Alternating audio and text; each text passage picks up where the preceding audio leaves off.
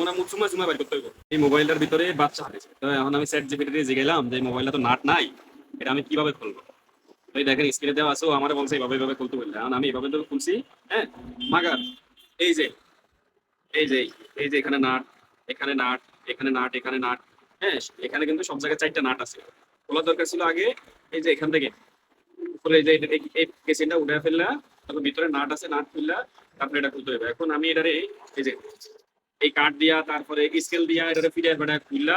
এখন এই যে প্রত্যেকটা নাটের কাঠ ভাঙ্গা সুইরা কি অবস্থা।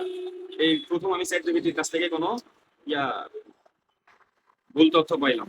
সবসময় পাগলা সঠিক তথ্য দেয়। কি আর যে এটা আমার ইয়ে করতে বলছে, এই যে আমি প্রত্যেকটা নাটের করে ভাঙে গেছে। এখন আমি মোবাইল ঠিক করবো বা মোবাইলে যে বাচ্চা ইস্যু করে দিয়েছে এগুলো বাই করবো, করার পরে এখন আমি এটা কিভাবে লাগাবো?